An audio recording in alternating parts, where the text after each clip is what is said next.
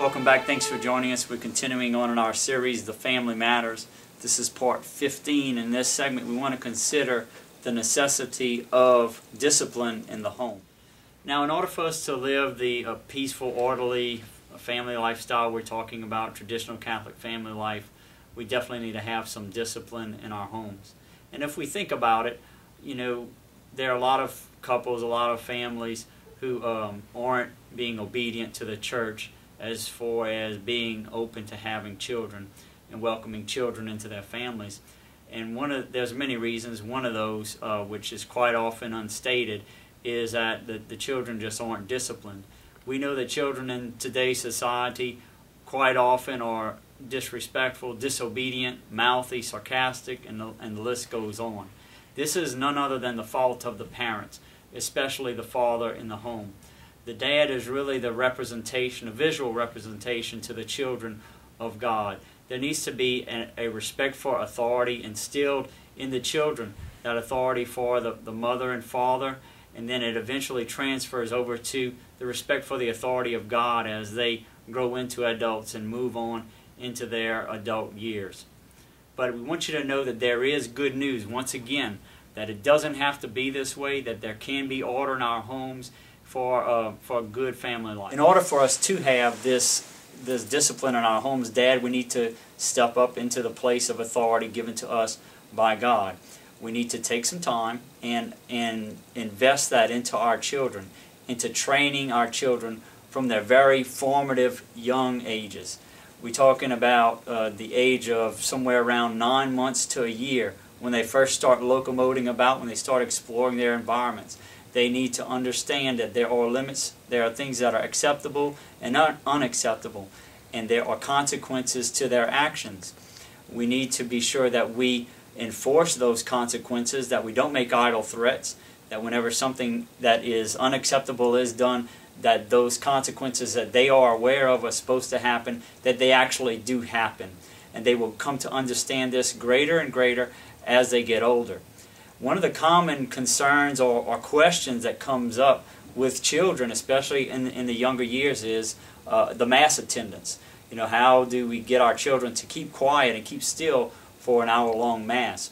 Well, I know a practice commonly used by a lot of families where the father will have a daily rosary with the family every evening, a 5-decade rosary, and the family will pray together.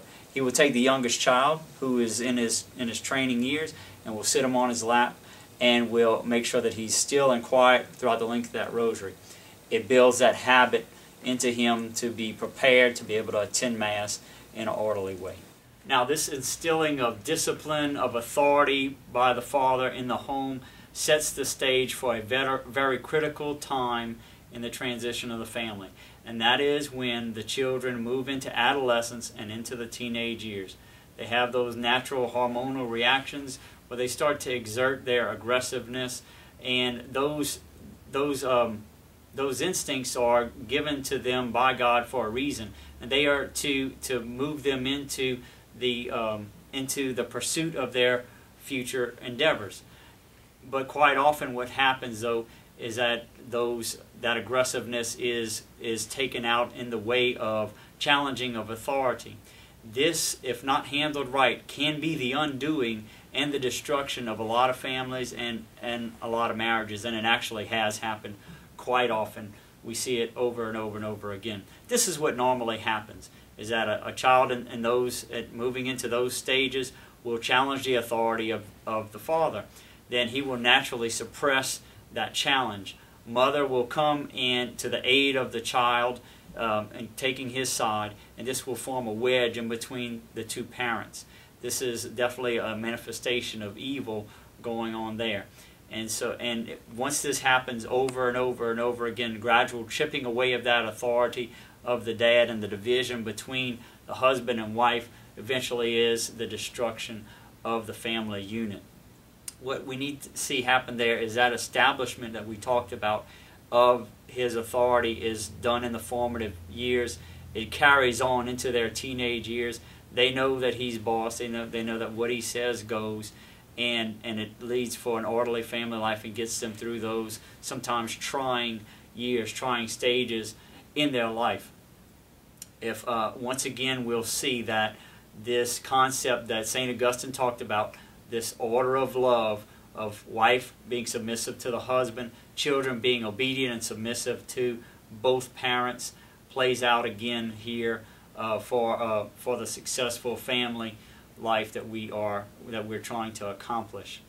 So again, we see that where the dad's leadership is critical here, and that he needs to take this role on and follow through with it.